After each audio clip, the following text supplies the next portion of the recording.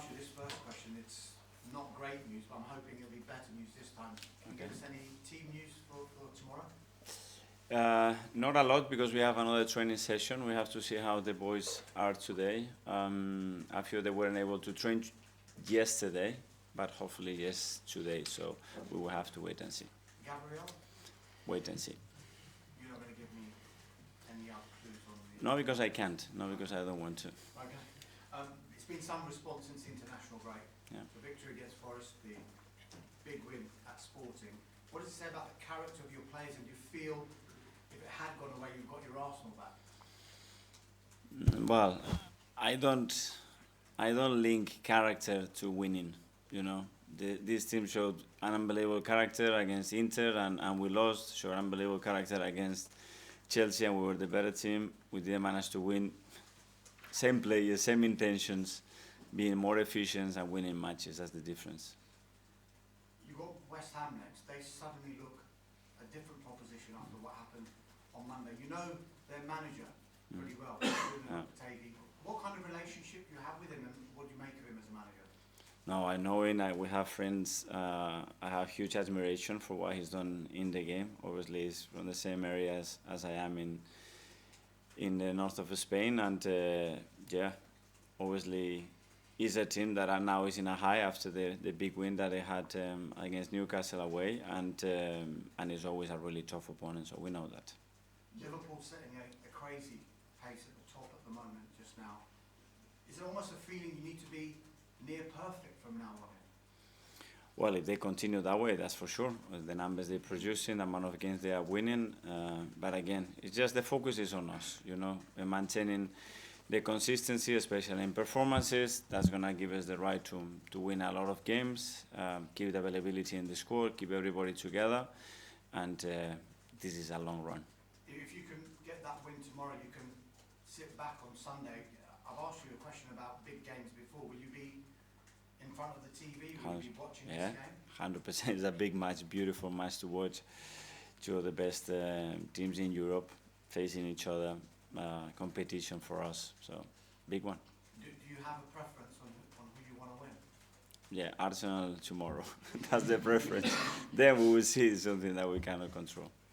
Just final one for me. Next 13 games, aside of any cup draws, only one is outside London, and it's the Brighton game away. Given the number of fixtures that you have during this period, could that be a positive for Arsenal and an advantage? Well, less traveling is always better. It is crazy that we have that many games so close to us, and I think it helps because the amount of games that we have to play in that period is very high as well. Thank you. Thank you. Syria from the Premier League. Hello. With Zinchenko, Tierney and Calafiori all seemingly fit for now, will we see Miles Lewis-Skelly have any midfield opportunities? Well, that's an option. Obviously, he can play in three different positions. He can play as a holder, he can play as a left attacking midfielder. So, yeah, gaps for him. There's a lot of fluidity in your attack. They pass in a lot more triangles on the right-hand side with Odegaard, Saka, Timber sometimes, compared to the left. We've seen Havertz and Martinelli get on the end of those crosses and passes. But would you also like to see in the future a little bit more overloading on the left? Or is your plan of attack always going to be overloading on the right? No, not always. In relation to the opponent, it's in relation to the chemistry and the qualities of our players, and in relation to the opponent, we will do different things. Yeah. And you just mentioned Higgins coming back off a big result against Newcastle. Specifically, what you've seen of West Ham so far this season, what do you think will cause you problems? What have you seen in their strengths and their style of play? Well, various ways to create big problems. They are a really physical side, really good in direct play, attacking second balls when they have to dominate the game through the ball or they have a space. A really dangerous team, set pieces, and then the individual quality that they have. The front players can create in any moment, any situation to cause you trouble, and they are really well coached. Thank you. Alex from the BBC. Hi, Mikel. Hi. But before the Nottingham Forest game, you said the players they wanted to win more than anyone. Now, after a really good week, 2 back-to-back wins, what's the feeling amongst the players now? Well, really good. Obviously, winning lifts the energy, the confidence up. There were 2 big wins as well for us, and now it's about consistency, getting that momentum that we are in, take it even further against a really good opponent tomorrow and try to replicate the performance to win the game. Does it feel like momentum is building after those two performances? I think so, but again, this is every 3 days, so it doesn't matter what you did yesterday. It's about the next days, the next performance, how you're able to sustain high-level performances throughout the games as well, because how competitive every opponent is right now, and that's what we'll try to do tomorrow. Brad, TalkSport.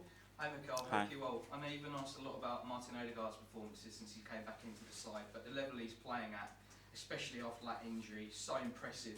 Usually when we see players who have been out injured for a long time, it takes them a little bit of period to get back up to speed again, but what does it say about the level of his performances and his character, the fact he's come back in and hit the ground running so quickly?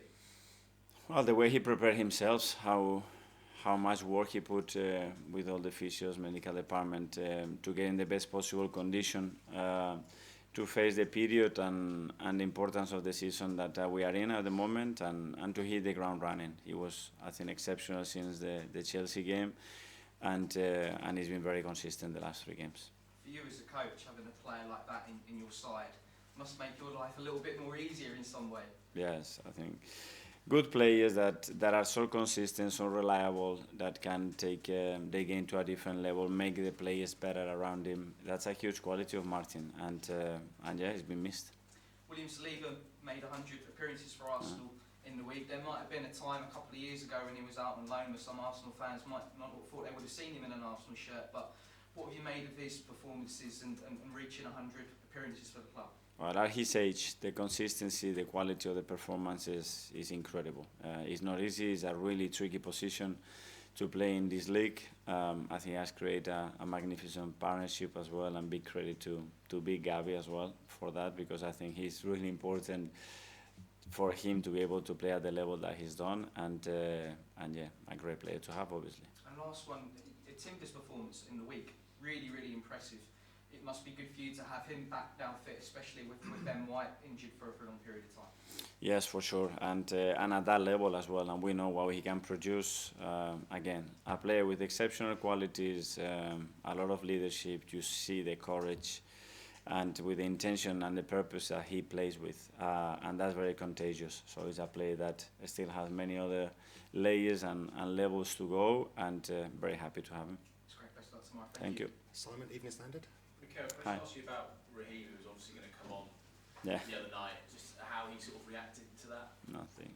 A smile on his face. Fortunately for me, it's things that happens in football. Unfortunately, it happened to him, and he reacted the best possible way, which is understanding. He's been a long time in the game, and he knows that this is something that I cannot control. How do you feel that move's gone so far? Maybe we haven't seen him as much as I think some supporters thought they would. I would like to see him more, to be fair, and this is down to me. He's trying his best, his application, his commitment around the team has been exceptional, and now it's time for me to give him more minutes. Do you feel like this run now, obviously where it's the busy sort of festive period, we might see more of Raheem, this could be his chance? That's the intention. That's why I put him again against Forest. That's why I wanted to put him against the Sporting, and now getting him in that rhythm, because he can really impact the team as well. James, ESPN. Hi, Mikel. Hi. Just sort of on the title race in general, obviously City in Europe in midweek lost a 3-goal lead. They've not won in 6 games now. What have you made of that? I'm just not used to seeing Man City this sort of vulnerable. What I made of it is what they've done for 9 years. I think that's why people has to talk about how difficult it is, what they've done for 9 years consistently. And yeah, a bump, everybody has a bump. For them it's very strange, because in 9 years they never had it, But that tells you as well the level and the environment that we are in, that everything has to be almost perfect, Performance has to be perfect, availability of your squad has to be perfect, things have to go your way, and the opposition, that the level is different and it's so hard to win. Do you feel then that the run that they're on at the moment is giving everyone else a sense of opportunity? I do not think everybody's just dealing with his own business, that we have enough is so hard, and what the rest are doing is not really a matter now.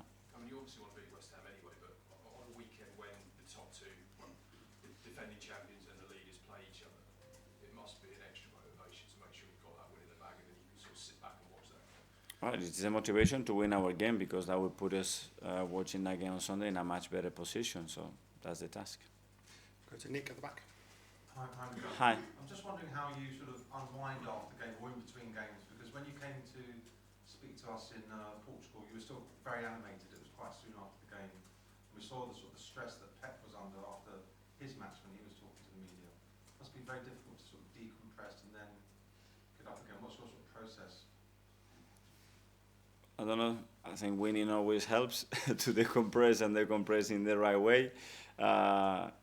Yeah, sometimes it takes a few hours depending on the performance, the feeling I have after the game. It takes a few days. It's normal. It's a lot of emotion. We are so passionate and loving about what we do. We care a lot about what we do, and we wanted to do it at our best. And that's where the emotion plays a big part of that. And do you sleep well after matches like that in the week? We go quite late, but yeah, not a lot of hours, but quite deep, I think. Okay, last couple in the live. First, Ruben from PA. Hi, Mikel. Hi. There was a bit of concern about Pep after the final game and his sort of well-being, how he was coping with defeat. As a friend of his, is that something you want to reach out to him? Are you concerned about him? Yes, that's something very personal, but I feel a lot of sympathy for all my colleagues because I know the job, I know how ruthless this industry is, I know how we get judged just by one thing, which is results, regardless that you've done exactly the same thing and the outcome becomes different.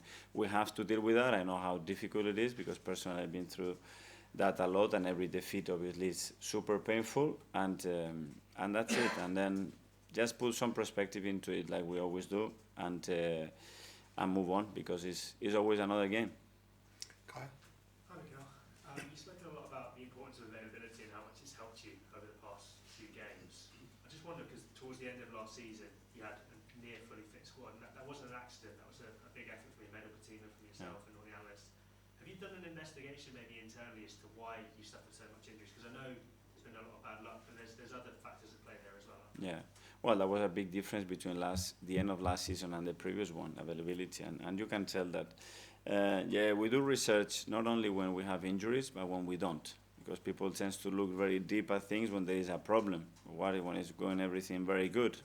Dig in there because maybe you are doing things that are actually impacting what is actually happened. We've done a lot. I think not changing much. It's true that certain players, obviously, they come from a position where they have played over 130 games in 2 seasons, but a lot of things they've been impact and they've been joints, which is not related to muscle injuries and things that you can tweak more, and it's more difficult to control, I think. Just separately on Thomas Partey, you said in midweek he's playing some of his best football and he's out of contract at the end of the season. You said that you'd like to open talks with him potentially about extending that. Is that still your position? Would you like to talk to him? Yeah, we'll have the right time to discuss about this situation. He's showing consistency at the highest level, again, because his availability and the way that he feels physically is able, is allowing him to do that, and I'm very pleased with that.